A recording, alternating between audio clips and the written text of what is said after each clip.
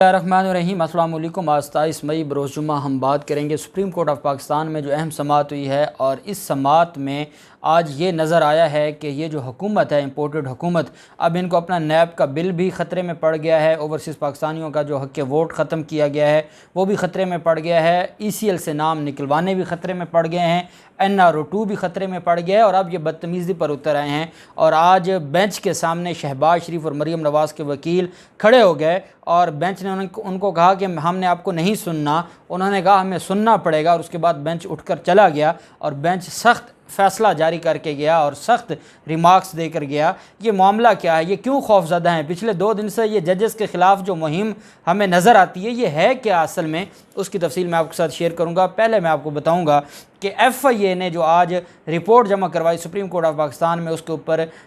دلائل دیے گئے اور عدالت نے اس رپورٹ کا جائزہ لیا۔ پہلے وہ میں آپ کے ساتھ شیئر کروں گا۔ آپ جانتے ہیں کہ وزیر اعظم اور وزیر اعلیٰ کے خلاف، جو دونوں ہی غیر آئینی طور پر عہدوں پر بیٹھے ہیں، اور یہ دونوں کے پاس اکثریت نہیں ہے، اور یہی وجہ ہے کہ وہ اس طرح کے جو اوچھے ہٹکنڈے ہیں وہ استعمال کرنے پر اتر آئے ہیں، اور وہ چاہتے ہیں کہ جتنے دن ان کو یہ کرسی نصیب ہے وہ جلد از جلد اپنے خلاف کیسز کو ختم کر جائیں۔ عدالت میں FIA جو پروسیکیوٹر تھے اور FIA کے جو لا آفیسر تھے وہ عدالت میں پیش ہوئے، اور عدالت نے ان سے استفسار کیا FIA سے کہ ہاں جی بتائیں کیسز کی کیا صورتحال ہے، اور اب تک ان کے خلاف جو کیسز ہیں اس میں معاملہ کہاں تک پہنچا ہے۔ تو اس پر جو ہے وہ عدالت میں تبادلہ ہوا FIA کی رپورٹ پر ججز کے درمیان اور جو لا آفیسر تھے۔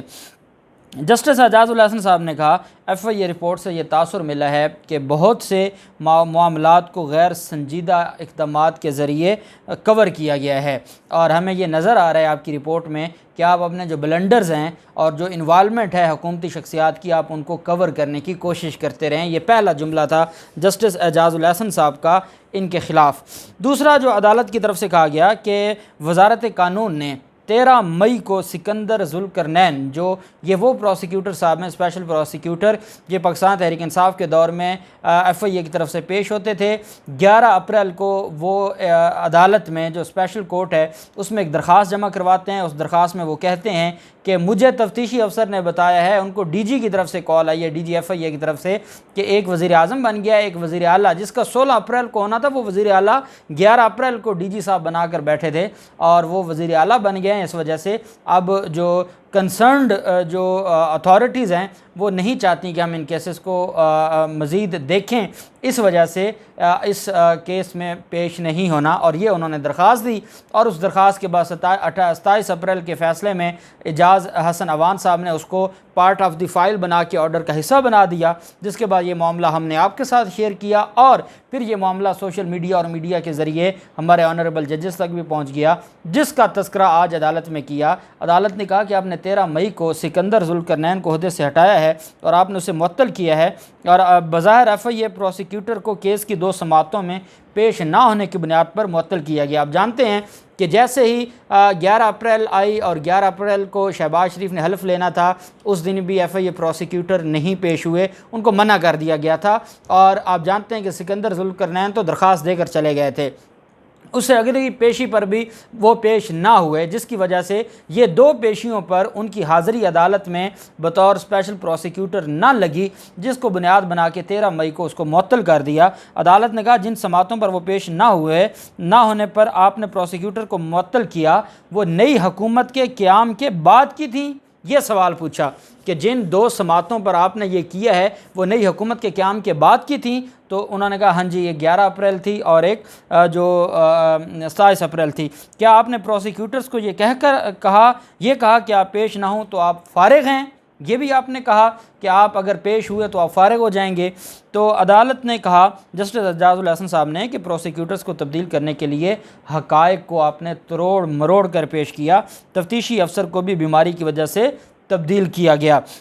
عدالت کا کہنا تھا کہ تفتیشی افسر تبدیل ہونے کے 1 مہینہ بعد بیمار ہوا تھا، تبدیل آپ نے 1 مہینہ پہلے کر دیا، وجہ آپ نے اس میں بیماری لکھی، اور وہ بیمار 1 مہینہ بعد ہوئے، اور آپ نے یہ رپورٹ میں یہ جھوٹ سارا لکھ دیا۔ عدالت FIA پروسیکیوشن ٹیم بظاہر مقدمہ کی کارروائی رکوانے کے لیے تبدیل کی گئی۔ یہ سب سے اہم چیز جو آج سپریم کورٹ آف پاکستان کے ریمارکس سے کہ ایف آئی اے کی ٹیم بظاہر مقدمہ کی کارروائی رکوانے کے لیے تبدیل کی گئی۔ چیف جسٹس سپریم کورٹ نے کہا کہ آرٹیکل 248 وزراء کو فوجداری کارروائی سے استثناء نہیں دیتا۔ چیف جسٹس عمر عطا بندیال صاحب نے کہا کہ چاہتے ہیں کہ نظام قابل اعتماد انداز میں چلے۔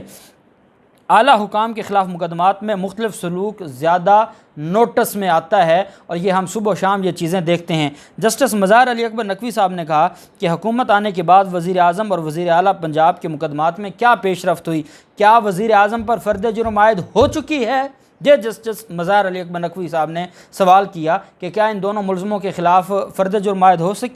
چکی ہے؟ اٹارنی جنرل صاحب نے جواب دیا کہ وزیر اعظم پر ابھی تک فرد جرم عائد نہیں ہوئی، وزیر اعظم سمیت کسی نے کوئی استثناء نہیں مانگا۔ جسٹس اعجاز الحسن صاحب نے فرمایا کہ جو ایف آئی اے کے تفتیشی افسران کی تبدیلی کا ریکارڈ بھی ہم نے مانگا تھا کہ ایف آئی اے مقدمات کا ریکارڈ محفوظ ہے۔ جسٹس ایڈیشنل اٹارنی جنرل اشتر اوصاف صاحب نے جواب دیا کہ ایف آئی اے کا تمام ریکارڈ محفوظ ہے۔ عدالت نے کہا کہ ریکارڈ میں کمی بیشی ہوئی تو ڈی جی ایف آئی اے خود ذمہ دار ہوگا، اور عدالت نے کہا کہ جو ڈی جی ایف آئی اے ہیں وہ اگلی تاریخ پر سرٹیفکیٹ جمع کروائیں کہ سارا ریکارڈ محفوظ ہے، وہ سرٹیفکیٹ عدالت میں جمع کروائیں، اور اگر ایک رتی برابر بھی ریکارڈ میں رد و بدل ہوا تو یہ سپریم کورٹ آپ کو نہیں چھوڑے گی۔ یہ ڈی جی ایف آئی اے کو آج پیغام پہنچا دیا سپریم کورٹ آف پاکستان نے۔ جسٹس جو محمد علی مظہر صاحب تھے، انہوں نے استفسار کیا کہ کیا ریکارڈ کی کوئی سافٹ کاپی بھی ہوتی ہے؟ اس پر اٹارنی جنرل صاحب کا کہنا تھا کہ تحقیقاتی ادارے ابھی اتنے ایڈوانس نہیں ہوئے، اور عدالت میں انہوں نے کہا کہ یہ جو ساری چیزیں ہیں ہم نے آئین اور قانون کے مطابق کر رہے ہیں اور ہم نے کوئی غلط کام نہیں کیا۔ عدالت نے اس کیس کے اندر اور جو ڈی جی ایف آئی اے تھے ان کو ذاتی حیثیت میں طلب کر لیا سپریم کورٹ آف پاکستان نے، جبکہ ڈائریکٹر لا آپریشنز ایف آئی اے عثمان گوندل کو بھی ریکارڈ سمیت طلب کر لیا ہے۔ عدالت نے کہا ہے ڈی جی ایف آئی اے عدالت میں خود آ کے بتائیں کہ یہ کیا معاملہ ہے اور یہ کیا انہوں نے بلنڈر کیے ہیں اس رپورٹ کے اندر، اور یہ کیسے کور کرنے کی کوشش کی گئی ہے۔ اب ایف آئی اے سے کوئی پوچھے کہ جو سپریم کورٹ کے جج بنے بیٹھے ہیں انہوں نے 15-20 سال تو وکالت کی ہوگی، اس کے بعد اتنے عرصہ سے وہ پہلے ہائی کورٹ کے جج رہے پھر سپریم کورٹ میں آئے، آپ ان کو بیوقوف بنانے کی کوشش کرتے ہیں،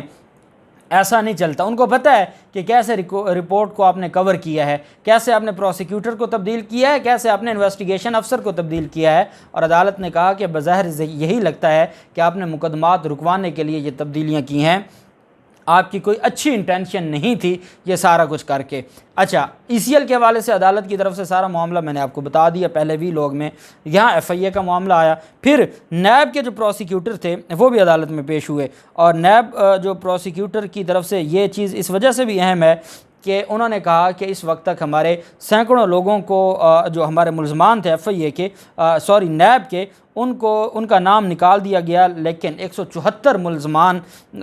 جو ہیں افراد ایسے ہیں جن کے نام نیب کی سفارش پر ڈالے گئے، یہ نام نکالتے وقت نیب سے پوچھا تک نہیں گیا۔ چیف جسٹس نے استفسار کیا کہ ای سی ایل میں نام شامل کرنے کا کیا طریقہ ہے؟ نیب وکیل نے جواب دیا کہ ہمارے ایس او پیز ہیں جن کو سامنے رکھتے ہوئے ای سی ایل میں ہم نام شامل کرتے ہیں، اور ہم اس کی درخواست وزارت داخلہ کو دیتے ہیں اور وہ اس کو ای سی ایل میں نام شامل کرتے ہیں۔ تبادلوں کے لیے ڈی جی ایچ آر سفارش کرتا ہے اور چیئرمین اس پر احکامات جاری کرتا ہے، اور پھر جا کے ای سی ایل میں نام شامل ہوتا ہے۔ لیکن ہماری بدقسمتی یہ ہے کہ انہوں نے 174 لوگوں کے نام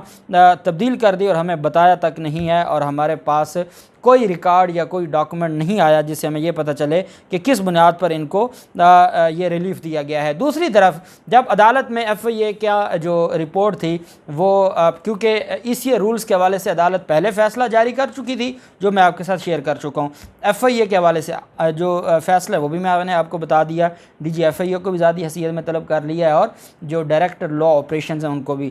اب یہ سماعت ہو رہی تھی کہ عرفان قادر صاحب یہ سابق اٹارنی جنرل بھی ہیں، اور عرفان قادر صاحب مریم نواز کے وکیل ہیں نیب کے کیس میں، جہاں میں نے آپ کو بتایا تھا کہ وہ صرف وہاں پر ایک روب جھاڑنے کے لیے جاتے ہیں، اور باقی جو وکالت ہے وہ کرنی ہے جو امجد پرویز صاحب نے، جو عدالت کے اندر جو فیکٹس اور کوسچن آف لا ہے، باقی عرفان قادر صاحب کو لے آئے، جس کے بعد عرفان قادر صاحب نے ایک درخواست دے دی، ڈی جی اس وقت جو D G I S I صاحب تھے ان پر الزام لگا دیے، وہ سارا معاملہ۔